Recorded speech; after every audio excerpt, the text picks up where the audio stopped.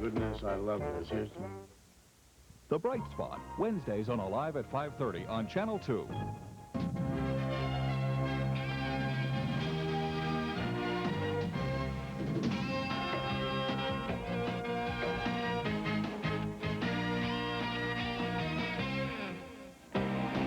Good afternoon, everyone, and welcome to Boston Red Sox baseball on the UPN 38 Red Sox Network. Today, on a gorgeous day at Fenway Park, it's the final game of this four-game series between the Red Sox and the Baltimore Orioles.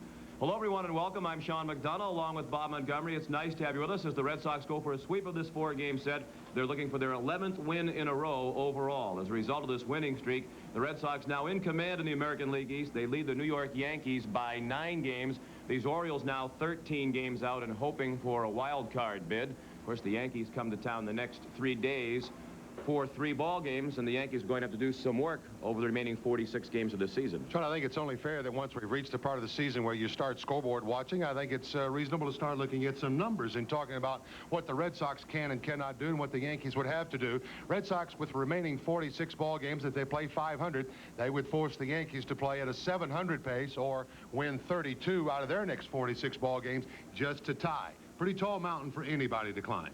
And a lot of streaks on the line here this afternoon, including the personal winning streak of Tim Wakefield. He goes to the mound today looking for his 10th straight win. Well, he's the pitcher that certainly all New England baseball fans want to see pitch, and I'm not so sure he's not the pitcher now that baseball fans everywhere want to watch pitch. He's done something that's absolutely incredible for a knuckleballer. He is among the league leaders in fewest walks per 9 innings. Of course, we know how tough he is in the earned run average department. He leads the major leagues with a 1.61 earned run average. Couple all that together, and he happens to be the 3rd toughest to hit in the American League with 217. No wonder they want to see the guy pitch. And today's starting pitchers are brought to you by your New England Toyota dealer. For Toyota value, it's simply the best. It will be Wakefield on the mound for the Red Sox, and he'll be opposed by Rick Krivda. Starting lineups and first pitch from Fenway Park in just a moment.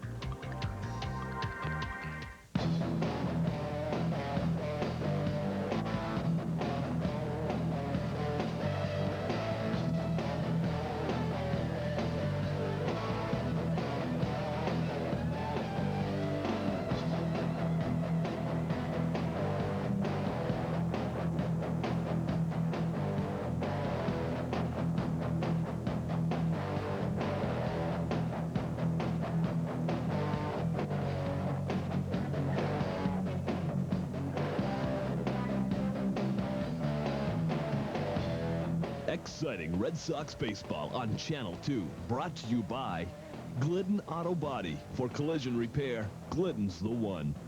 Penobscot High Stakes Bingo. Your odds of winning are greater at Penobscot High Stakes Bingo. Hammond Lumber Company, with stores in Auburn, Belgrade, Farmington, Greenville, and Skowhegan. Tri-State Lottery 5-card cash. Top prize $100,000 cash. And by Alpine Lager Beer. Alpine, what friends call beer.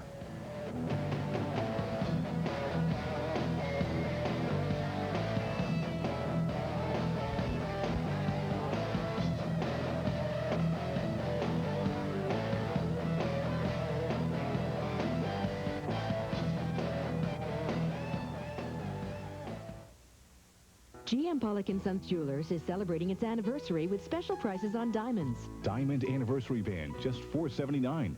Only at GM Pollock & Sons Jewelers.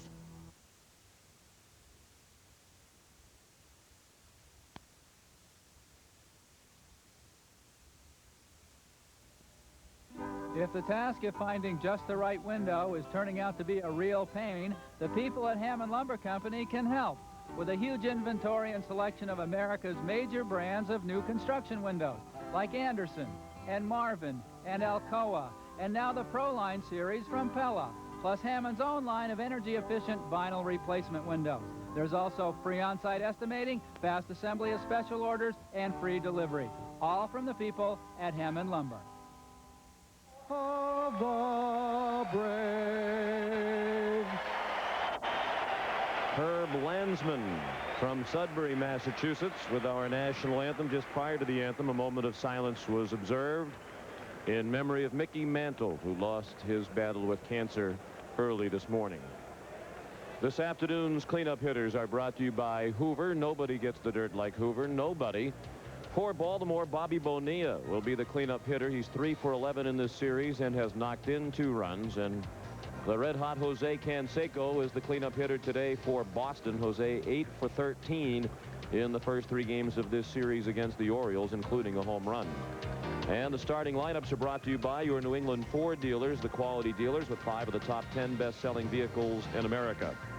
The Orioles are slumping. They've lost 3 in a row, 10 of their last 13. They have Curtis Goodwin leading off and playing center field.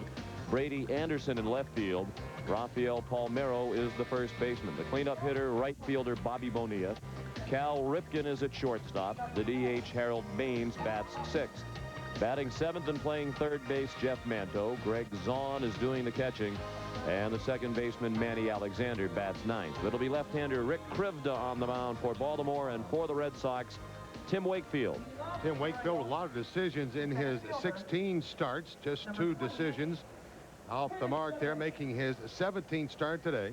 96 hits given up in 122 2/3. John, it might be interesting today with the wind currents. We got a wind that's kind of in our face here, which means that it may come off, bounce a little bit off this back, and be back in Wakefield's face. If that's the case, we can see some extra movement. First pitch on this beautiful Sunday afternoon is a ball high to Curtis Goodwin. Goodwin batting .298. And he sees a fastball, which Wakefield will try to sneak in from time to time. 1 ball and 1 strike. 85 degrees the game time temperature. Bunted towards second. Alicea made the play with the bare hand of Hahn for the out. Nice play by Louis. Goodwin runs well. 1 up and 1 down in the Baltimore first. When batters have to wait a little bit on an off-speed pitch, that helps the defense just a little more.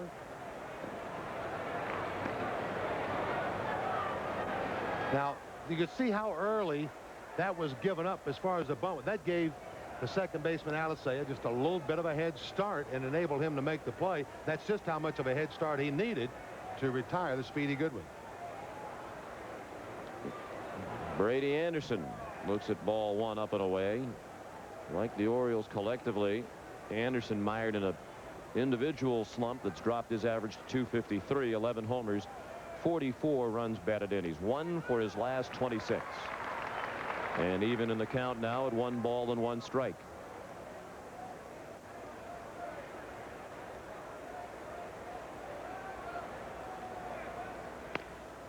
Alicea again. 2 outs. Well, you've seen Alicea and Vaughn. The rest of the Red Sox defense has Mike Greenwell in left field this afternoon with Lee Tinsley in center and Willie McGee in right. Tim Naring is back in the starting lineup at third base. John Valentin at short. Alicea and Vaughn on the right side, and Mike McFarland once again handles the knuckleballer Tim Wakefield. 2 down, bases empty, no score in the first, and the batter is Rafael Palmeiro hitting .296. He leads the team in homers and runs batted in with 22 and 67 respectively. And he looked at ball 1 high. Palmeiro's riding a 6-game hitting streak. And the knuckleball miss. He is one of the few Orioles thriving of late.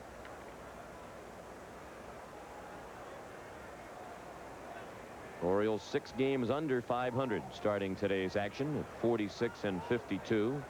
It's the first time they've been this far under 500 since July 5th, more than a month ago for Phil Regan. Fastball on 3-0, and it's 3-1. As you mentioned, Monty, Friday night, not only have the Orioles fallen out of the race in the East, but they're making it very difficult on themselves now in the wild card picture as well. Little pop-up, shallow left. Greenwell makes the running catch, and Wakefield has an easy 1-2-3 first. After a half inning, no score.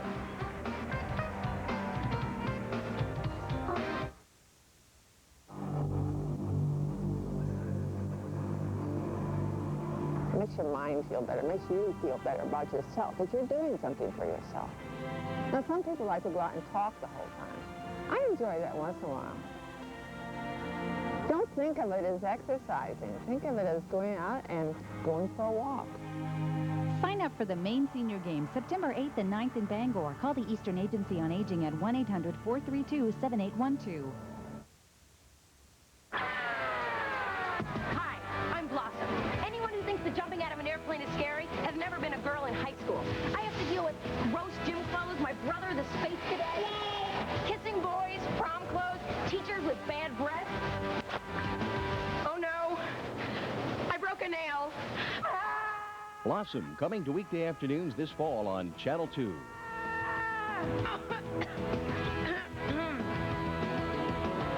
Thanks. As the Red Sox go for their 11th straight win, they have Willie McGee leading off and playing right field. John Valentin is at short. Mo Vaughn, the first baseman, hits third. The cleanup hitter is DH Jose Canseco. Mike Greenwell is in left field. Tim Naring returns to action at third base, batting sixth. The catcher, Mike McFarland, hits seventh. Lee Tinsley is the center fielder. And Luis Alicea, the second baseman, bats ninth against left-hander Rick Krivda. The rookie left-hander is making his 5th start for the Baltimore Orioles. Really hasn't pitched that badly. 0-1 with a couple of no decisions in his last 3 outings. Earned run average not all that bad. You notice the hit columns and innings pitched. This is the first time in his career, if he were to go to the end of this year with more hits than innings pitched, it'll be the first time in his professional career that he has done that. He's not an overpowering pitcher. Has a fastball. It's about average, maybe a little bit below. Has a curveball where he gets a lot of his strikeouts, and he's had a lot of those in his minor league career. But they tell me his best pitch is his changeup. Excellent poise. He will come after hitters. Krivda, a 25-year-old rookie with a good defensive team behind him. The Orioles still third in the AL in team fielding. They've made only 56 errors in 98 games. They have Brady Anderson in left, Curtis Goodwin in center, Bobby Bonilla in right, Jeff Manto, the third baseman. Cal Ripken plays short. Manny Alexander at second, Rafael Palmeiro at first, and Greg Zahn will handle the tosses of Rick Krivda this afternoon. The Orioles went in order in the first. Here's Willie McGee. Troy O'Leary not in the starting lineup today against the lefty. McGee batting .330 overall and hitting .441 right-handed.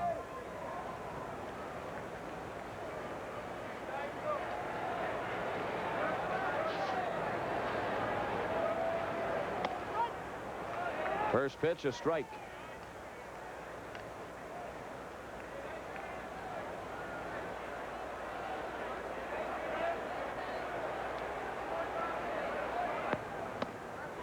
And the fastball missed outside. 1 ball and 1 strike.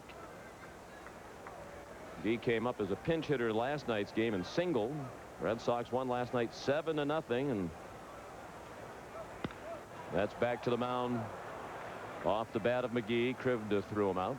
And the best news of all last night, the performance of Roger Clemens. Even though the Red Sox have been winning, there's been that sinking feeling in the back of some fans' minds. Well, they need to get Clemens going, and if only he would get going, then they'd really be in good shape. Well, it looks like he is starting to get it going. He pitched beautifully last night, and I put emphasis on the word pitched. He used all parts of the strike zone. I thought his pitch selection was right on top of it last night, and looked like he had a little more zip on the number 1, the fastball. John Valentin looks at ball 1. He's right on the verge of getting back to 300 at 297. 20 homers, 67 runs batted in to lead all major league shortstops with those power numbers. He's hit in 14 straight games and has hit .414 during the streak. He's driven in 18 runs in those 14 games. A strike and a count of 2 balls and 1 strike. No score. Bottom of the first. Another capacity crowd on hand here at Fenway. There's the good changeup Monty was talking about. 2-2. What a hand Tim Wakefield received before the game when he was introduced as today's starting pitcher.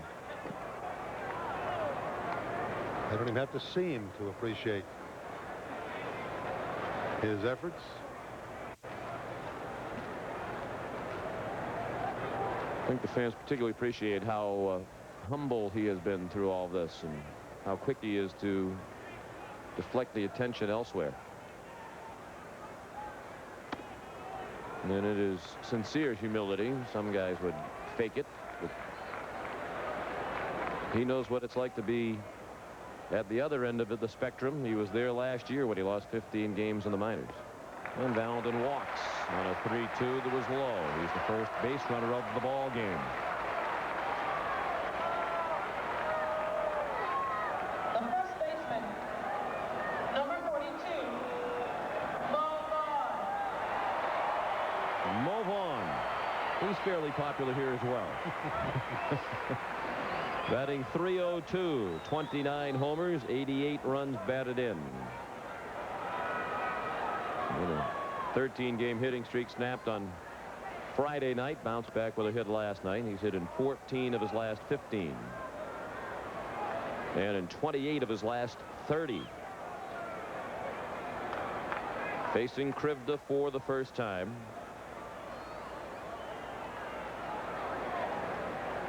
Mo's about due to go deep. Hasn't hit a homer since August 5th at Toronto. Takes the ball inside. 1 ball, 1 strike, 1 out, 1 man on, and no score in the first.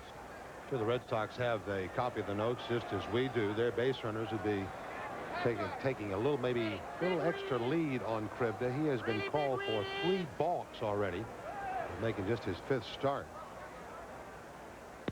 Vaughn with a base hit. Valentin round second. He'll head for third and get there as Bonilla throws it into second. The hit dog continues to hit, and the Red Sox are out quickly here in the first with first and third and 1 out. I was talking to Mo Vaughn in the clubhouse before the game today. I said, you got yourself a left-hander today, but one that can't really kind of overpower you. Probably see the ball pretty well off of him. And he says, hey, it's about my turn to get something going here once again. And that's bonus time there. Ball hit to the right side through the hole. Valentin easily over to third.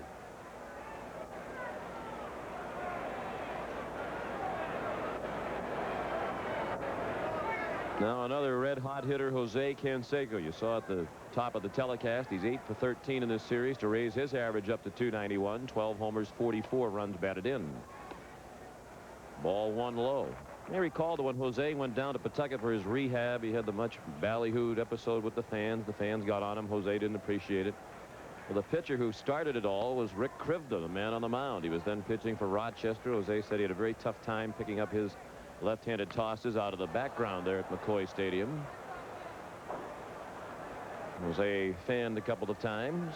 Fans got on him, and the rest, as they say, is history. And in case of that episode, not very pleasant history for Jose or the good folks of Pawtucket. And Krivda says, I'm not going to let this guy come down here and wax me around. Looks like Jose has really opened up his stance against Krivda with that front foot pointing toward the third base bag. 1-2 is the count. Well, you mentioned earlier, Krivda is not afraid of working inside. Those numbers pretty impressive there for Canseco, delivering runners from third with less than 2 outs. Canseco has been wearing some soft spots on that left shin and instep.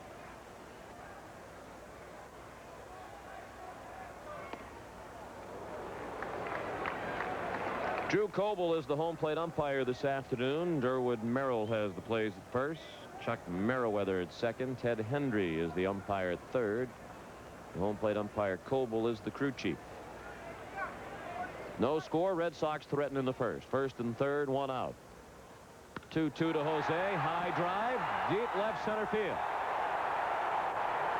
Home run.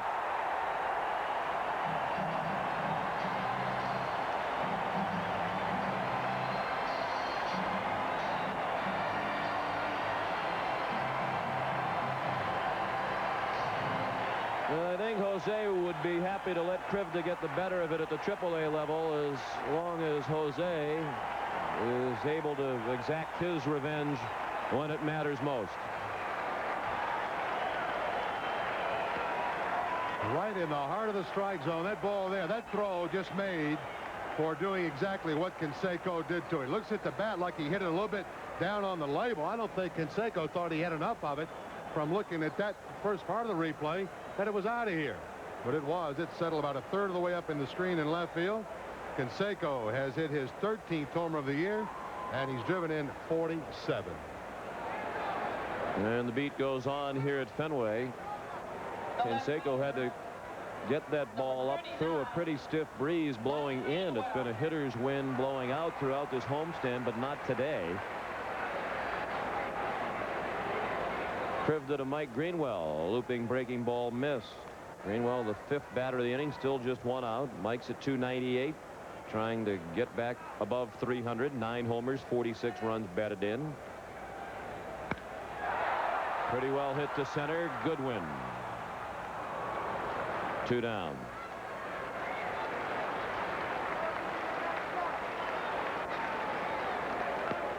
The third baseman, number 11, Tim Naring.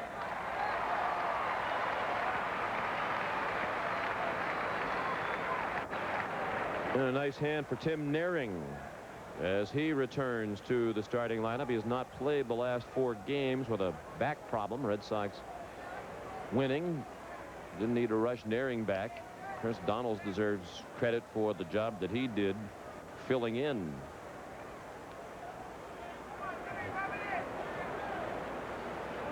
Naring batting .313. 6 homers, 40 runs batted in.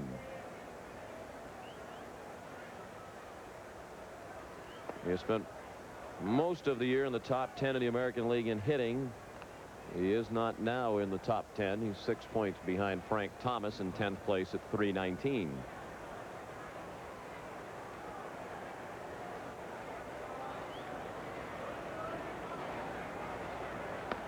Crived missed outside.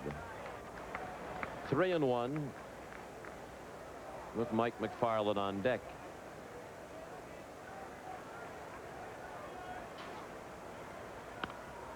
And a pop up along the first baseline. Palmeiro drifts into foul ground to end the inning, but the Red Sox get 3 on the Canseco home run.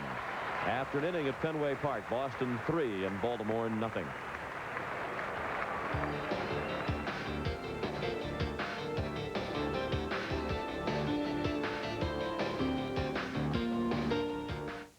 The EMMC Auxiliary presenting 3-run homer by Jose Canseco. Bonilla, the switch hitter, and as you can see, batting right-handed today. Monty and I were talking about this before game this afternoon. Bonilla said earlier in the week that if he faced Wakefield, he would bat right-handed because when he used to face Tom Candiotti, the knuckleball in the National League, it messed up his swing left-handed. Said it'd mess him up for maybe 4 or 5 days, and he didn't want that to happen with Wakefield. Well, it hasn't done much for his right-handed swing either. He strikes out. That's 4 in a row to start the ball game for Wakefield, and it's his first strikeout of the afternoon. But I've never really put much credence into whether a right-hander or a left-hander was facing a knuckleballer, and that good darting action there almost looks like a good hard slider. But the numbers this year for Wakefield say there is a bit of a difference. Left-handers have hit .251 against him coming into the start. Right-handers just .179. Cal Ripken, another warm hand in his final Fenway appearance of the season. Today is consecutive game number 2108 for Ripken. All of them starts. 22 away now from tying Lou Gehrig's record. He's on pace to break it September 6th at Oriole Park at Camden Yards in Baltimore when the Orioles host the California Angels.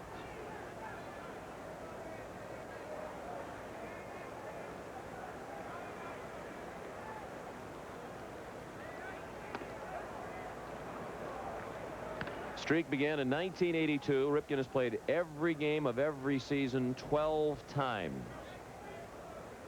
Only 4 other men have played in every game of a season for the Orioles.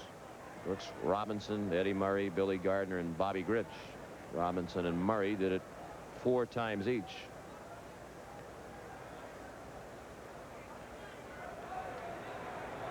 The 2-2 hit well to left. Greenwell right in front of the pads made the catch. 2 down in the Baltimore second. The Red Sox lead 3-0. Number 3, I don't know how you can ever really put that long of a streak in perspective when you talk about guys like Robinson and Murray.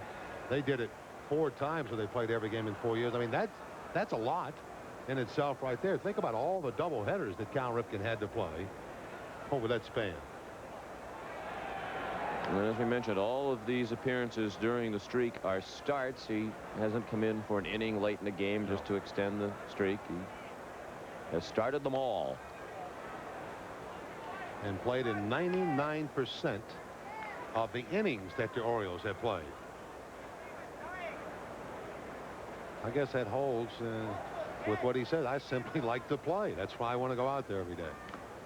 Baines, a big swing and a miss. Wouldn't you like to be at Oriole Park tonight? He breaks the record. My What a goodness. special night that is going to be. Yes, sir.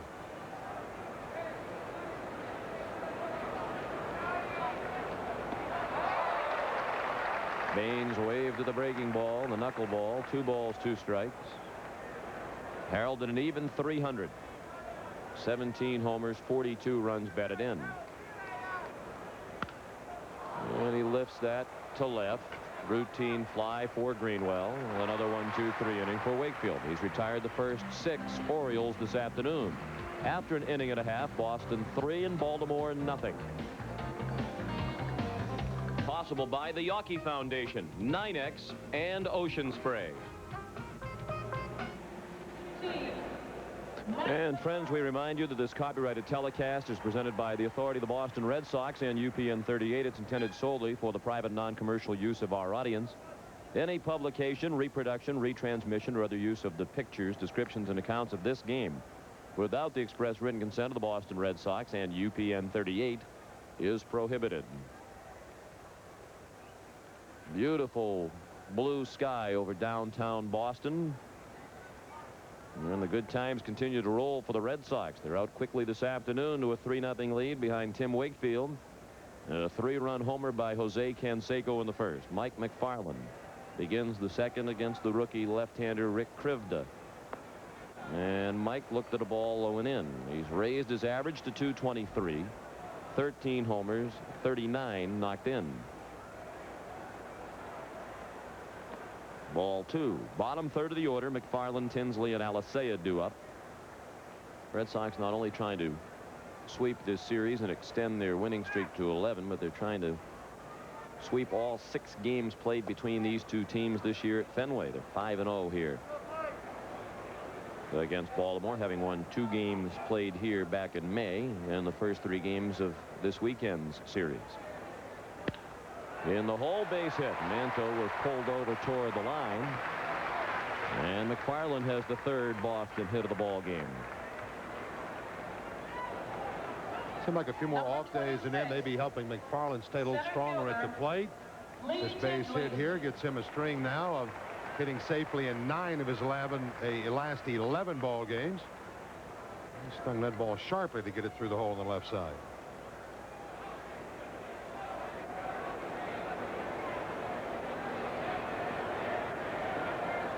Lee Tinsley batting 8th this afternoon with McGee, the leadoff hitter. Lee takes ball 1 low and in. He's at 297. 6 homers, 37 runs batted in. Another Red Sox hitter trying to get back above 300. Chopped down the line, foul. Sean, there's been a couple of instances this year when Tinsley has moved around in that batting order. Early in the season, he was down at the bottom with Alicea leading off, and then they kind of switched him around. He got hot up there, put him back down in the lower in the order for a couple of days, got hot again. Maybe it'll work for him again this time. Not that he's particularly cool now. I don't mean that.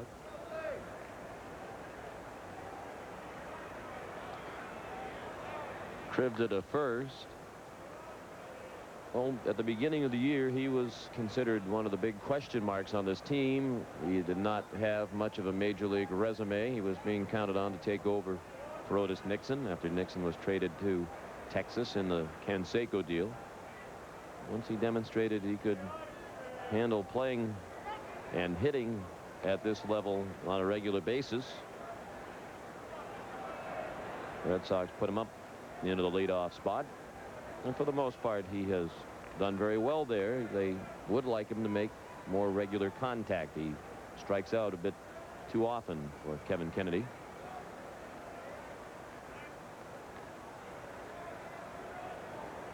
'64 strikeouts for Tinsley on the year, and a good percentage of those are looking at the third strike.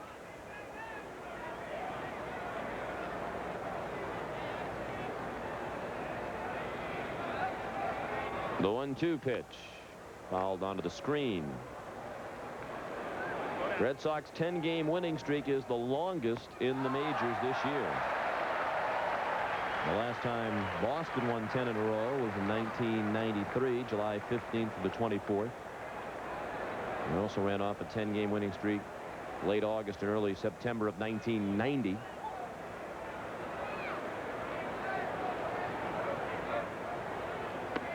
The last time the Red Sox won more than 10 in a row, as they're trying to do today, was the 12-game streak. That was Morgan Magic, when Joe Morgan took over as Red Sox manager right after the All-Star break in 1988. The Red Sox won first 12 games for Joe Morgan and 19 of his first 20. And those days were a lot like these days, where every game seemed to be exciting, and you just had the feeling every day the Red Sox took the field, they were going to win. Yeah, you didn't know which guy was going to be responsible for that win, one way or the other, or a group of guys.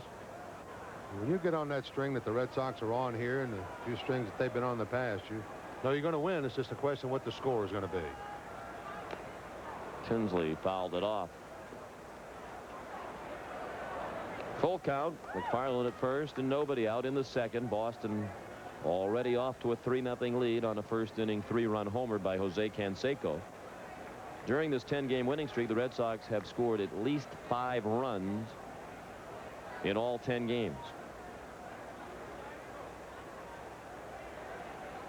They came off the last successful road trip talking about the need to fare better at home, and they certainly have done that on this homestand. Fouled out of play to the right near the Channel 38 box. Actually into the Channel 38 box on the first base side. Well, we've got some good fielding guests over there. Yes, we do. That ball did not get out of there.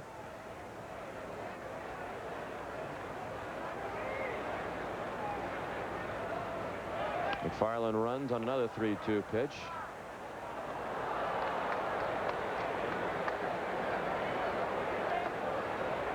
Well, we have a moment. We want to send along happy birthday wishes to Louis Spina of Revere, retired Boston police officer. He's 75 years old and is the father of one of our favorite people, Guy Spina, who is the press box attendant here at Fenway Park. So happy birthday to Mr. Spina, and I'm sure he's very proud of the kind of man that his son is. He's a good guy, Guy. That's into the press box. Tinsley has good aim with the Channel 38 private box, and then he sprayed one just off to our right through an open window. Guess what? The red light's on and it's aimed at us. This will be the 11th pitch of the at-bat for Tinsley. And number 12 will be on its way shortly. Who was Curtis Goodwin that put an at-bat on of this type last night against Roger Clemens? Roger kept making tough pitches to him, some pitches out of the strike zone. Goodwin somehow kept getting a bat on it and finally wound up with a single to center. Roger with 9 strikeouts last night, a year high for him. Tinsley puts it in play to short. Ripken, Alexander, and Palmeiro, they turn the double play. 6-4-3. The 7th double play Tinsley has hit into this year. 2 outs and the base is now empty in the Boston second. John, the Red Sox have had a lot of runners in this series, with Tinsley bouncing into the 6-4-3 double play. This is the 8th double play the Red Sox have bounced into in this 4-game series. And they're on their way to sweeping the series. That's not exactly as common as you would think.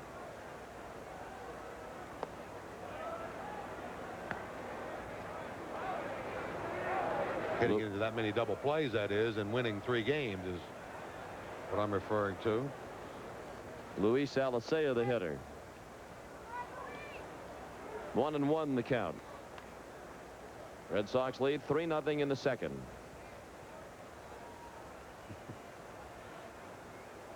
A lot of these players with the fancy glasses on this afternoon. A beautiful, absolutely beautiful day here, but a very, very blue sky. I'm sure there's a lot of glare around, a lot of white shirts out in center field. Krivda being the type that comes up over the top of the left-hander. That's usually the type of pitcher that affects hitters most. They throw up out of that white background in center field. And Alicea is called out on strikes to end the inning. It's the first strikeout for Krivda. After 2, Boston 3 and Baltimore nothing.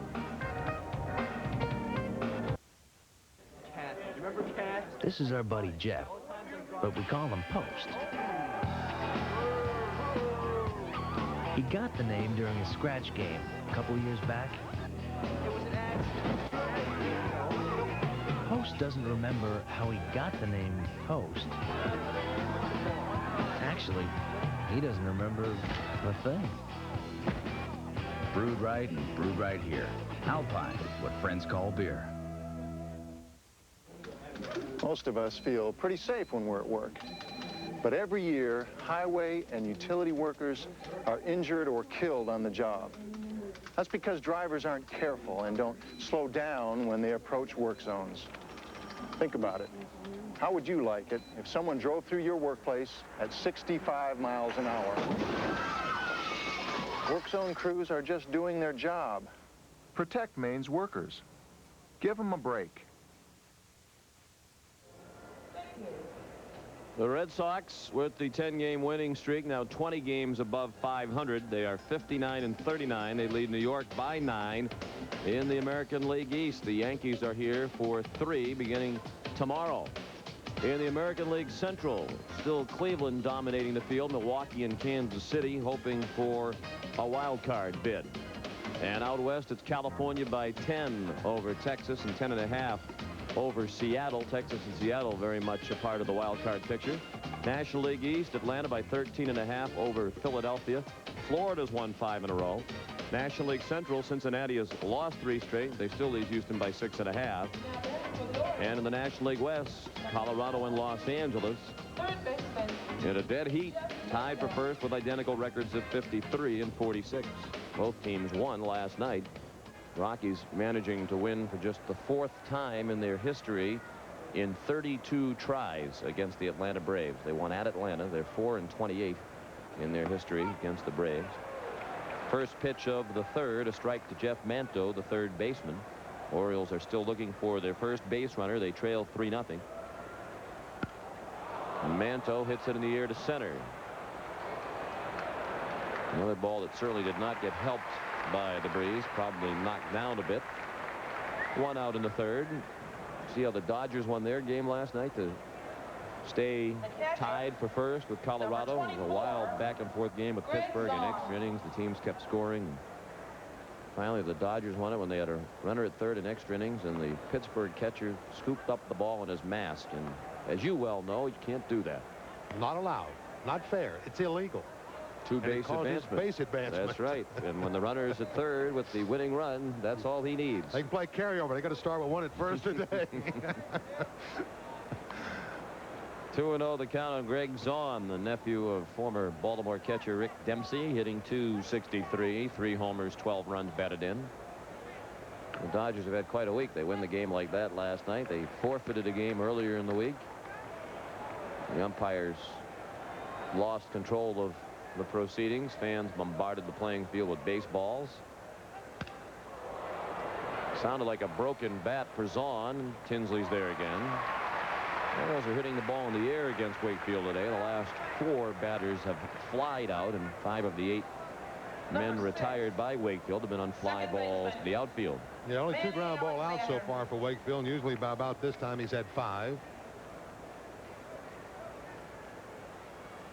And regardless of how the outs are posted. It's 8 up and 8 down to this point for Baltimore. Here's the number 9 batter, Manny Alexander, who took ball 1 just inside. He's hitting .262 with 3 home runs and 21 runs batted in. Red Sox lead 3-0 in the third. Talking about Atlanta and Colorado, what's that old baseball saying? Good pitching always stops good hitting. The Rockies leading the National League with a .284 team batting average, but the Atlanta Braves lead with a 3.45 earned run average. So that pitching staff pretty well clocks up against the Colorado Rockies. Rockies are having some guys with some great offensive years once again.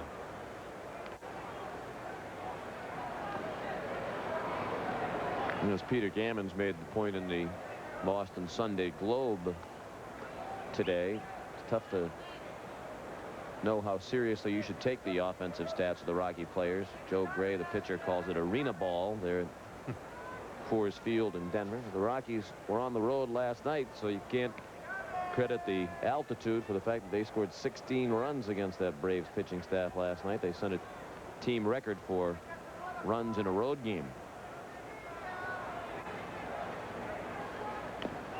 Check swing and a foul ball, 3-2 on Alexander. The other National League expansion team, the Florida Marlins, have quietly posted the best record in the National League since the All-Star break. They've gone 20-9 since the break.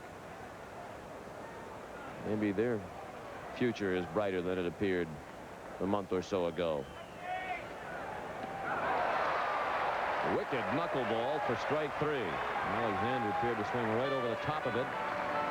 The first 9 Orioles have been retired by Wakefield. He has struck out 2. And after 2.5, Boston has a 3-0 lead. For truly unusual gifts, visit Land's End Gift Shop at the end of the land, Route 24, Bailey Island, Maine. Land's End, a gift shop and an experience. Hi, I'm Blossom. Anyone who thinks that jumping out of an airplane is scary has never been a girl in high school. I have to deal with roast gym clothes, my brother, the space cadet, kissing boys, prom clothes, teachers with bad breath. Oh no, I broke a nail. Blossom, coming to weekday afternoons this fall on Channel 2.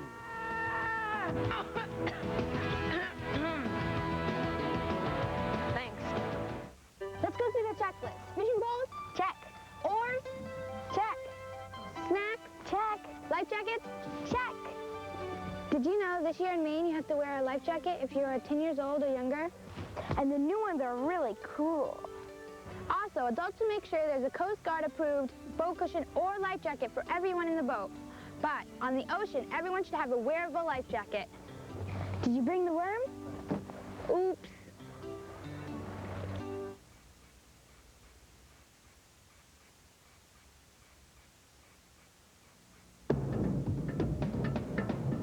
The beauty,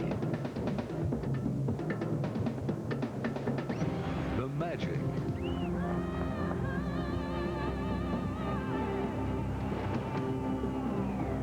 the power,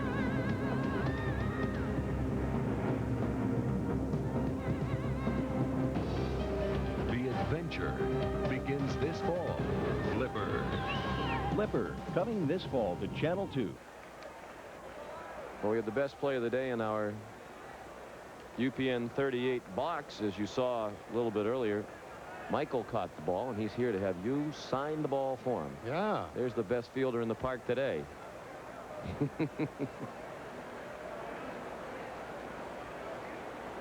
And getting a lot of airtime today, Michael. There you go. You're right there. He was a very honest young man, though. I asked him if he caught it, and he said no. Most of us would have said yes. He's only interested in one thing. He's got the ball. That's right. Willie McGee begins the Boston third, top of the order for the Red Sox. They try to build on this 3-0 lead. Red Sox got all 3 in the first on a 3-run homer by Jose Canseco against Rick Krivda.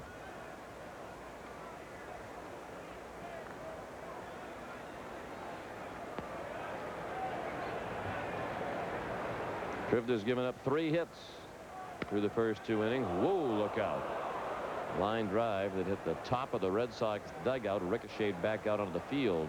right over the head of Johnny Pesky and Tim Johnson. There's where it hit, says Tim Johnson. He's a funny guy, Tim Johnson. You don't get out of the way of those. You just get lucky and don't get hit. That's all. Expecting to see a few white tiles come out of there, but none. Breaking ball bounced the other way. Well, that's what you get when Willie McGee is up there, especially right-handed. He just hits a P to the right off the Red Sox dugout face and then pulls that one foul down the left side.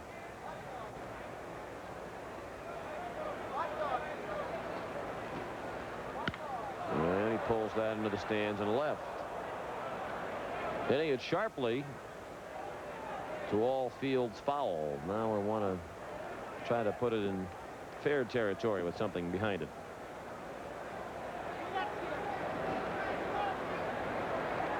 McGee, Valentin, Vaughn coming up. Fastball just missed. Looked like Drew Colby was thinking about ringing him up and thought better of it.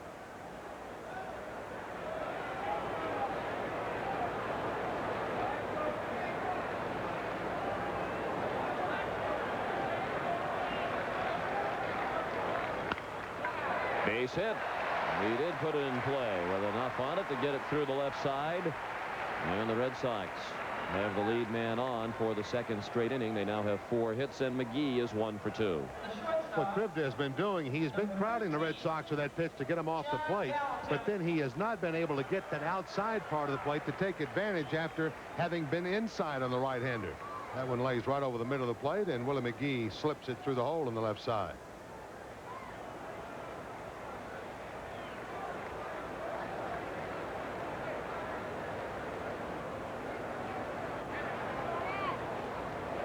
And they have picked McGee off. And they dropped the throw. Alexander couldn't handle the throw from Palmeiro. McGee slowed down and then picked it back up.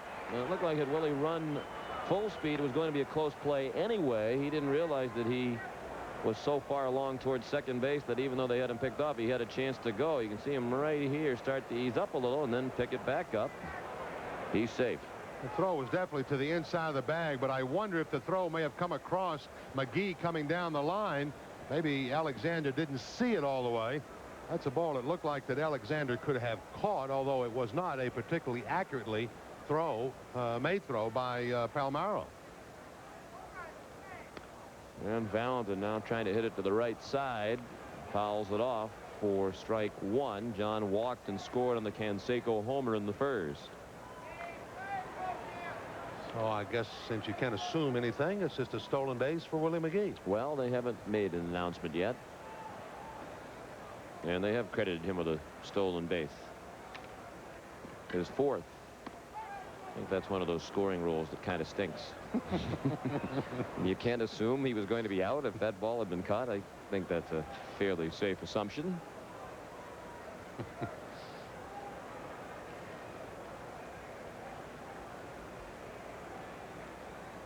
You know who to give the error to, so it's a stolen base. Yeah.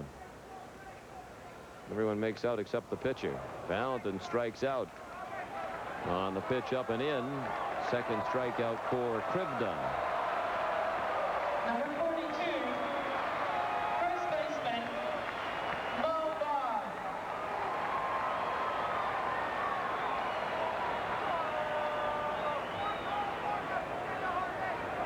Mo Vaughn singled to right field in the first and scored on the home run by Canseco. Jose's on deck. Red Sox still lead 3-0 with McGee at second and 1 out in the third.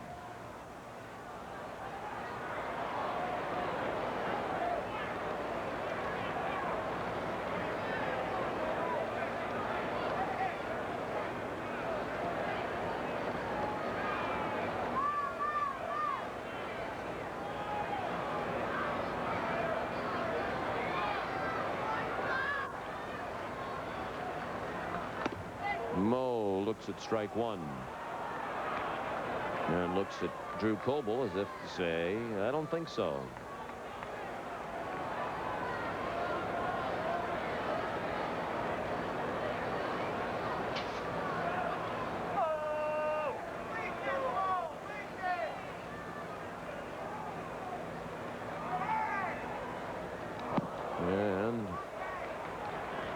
That's foul ball. Now Zahn throws down to second. It was not a foul ball, and they tag McGee out. And Kevin Kennedy is going to come out of the dugout to talk to Drew Coble about this.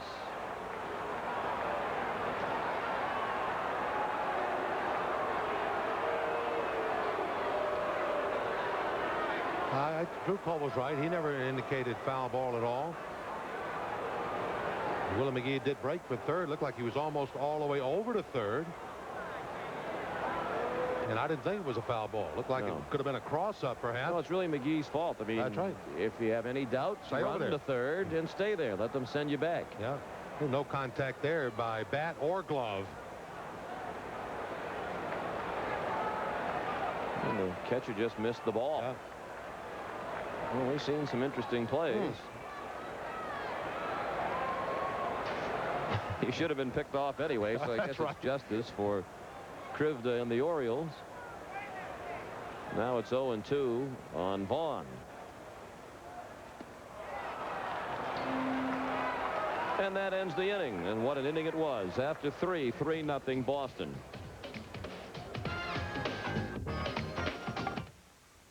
In business, you can't always count on an easy road to success. But you can count on AT&T, because only AT&T guarantees you a competitive price. Our 1-800-COMPARE Center will give you an immediate side-by-side price comparison, and we're so sure that our prices are competitive that if you don't agree, we'll give you 1 month's worth of long distance, up to $200. These days, you can't count on much, but you can count on AT&T for the life of your business.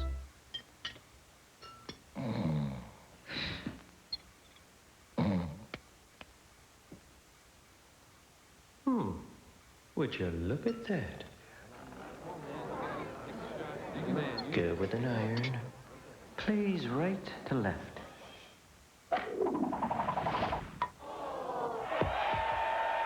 It's on your mind, it's on our cams. The Michelob Golfers 18-pack.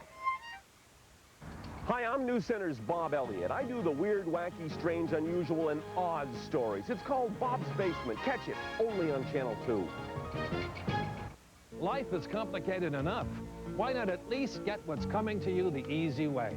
Join the 23 million Americans using direct deposit for their Social Security payments and disability benefits. Whether you're cruising on a love boat or busy at work, your checks are going right into your bank account automatically.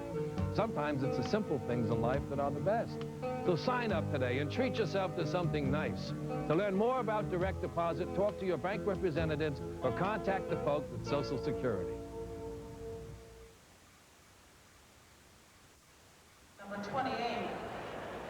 And New England's favorite pitcher at the moment, Tim Wakefield, has breezed through the first 3 innings. He's retired all 9 men he has faced.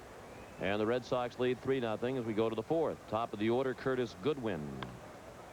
Pops it up along the third base line. Naring was battling the sun. He made the catch in foul ground.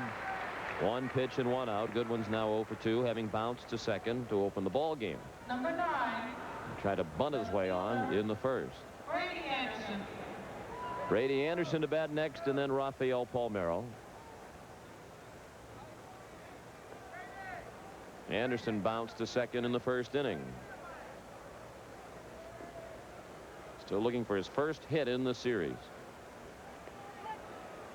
That hit by pitch for Brady was last night when he took one right in the number 9 on his back from Roger Clemens, who's had a problem with that this year, hitting batters, particularly left-handed hitters.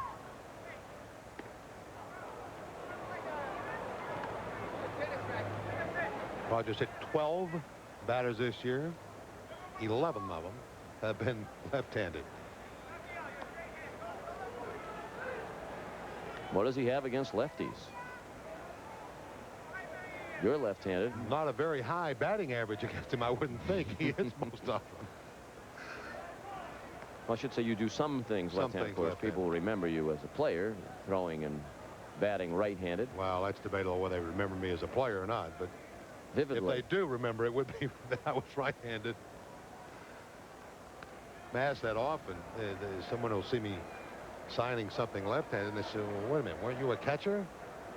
And, of course, the first thing that jumps out of their mind when they see you right left-handed, they think you perhaps throw left-handed. Brooks Robinson was an all right-handed baseball player and signed left-handed. And Anderson walks, so even though he hasn't had a hit in the series, he has been getting on base regularly. That's the 5th time he has walked in the 4 games. And the Orioles have their first base runner. 3-2 pitch from Wakefield missed for ball 4. And up steps Rafael Palmeiro, who flied to left in the 1st.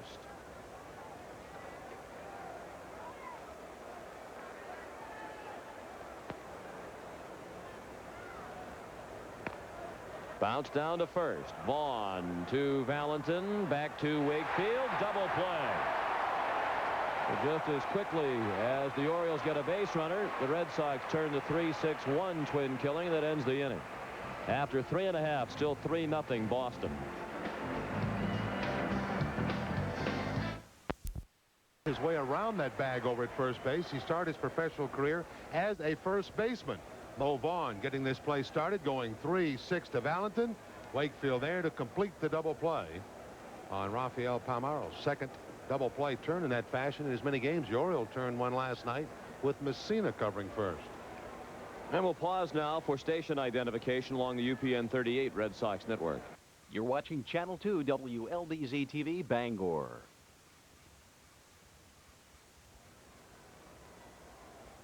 With Bob Montgomery, Sean McDonough, our producer-director is John Wilson. Happy to have you with us. At Fenway Park, glorious Sunday afternoon. The Red Sox looking for a 4-game sweep of the Orioles, in large part thanks to the work of Jose Canseco this weekend, including this afternoon. His 9th hit in this series, a 3-run homer in the 1st. That has accounted for all of the scoring in this game. Middle third of the order, Canseco, Greenwell, and Naring coming up against Rick Krivda.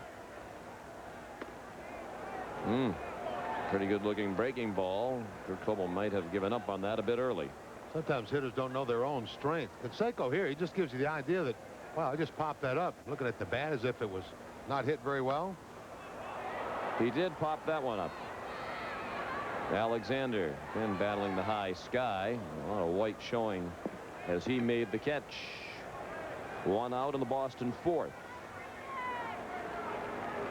The left fielder, number 39. And up steps Mike Greenwell, who flied to center in the 1st.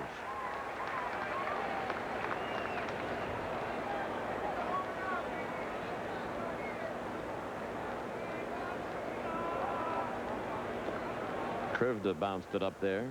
Krivda is a lifelong resident of McKeesport, Pennsylvania. And he attended that baseball factory, California University of Pennsylvania. Now, wait a minute. You haven't heard of CUFP? Matter of fact, when I read that in the press guide last night, doing some work on Krivda, I wonder if this is a misprint. University of California in Pennsylvania. It's California University. There's Indiana University of Pennsylvania also. There's a deep drive to center. And again, Goodwin makes the catch. A couple of the balls that Greenwell hit them the first 4 or 5 games of this homestand.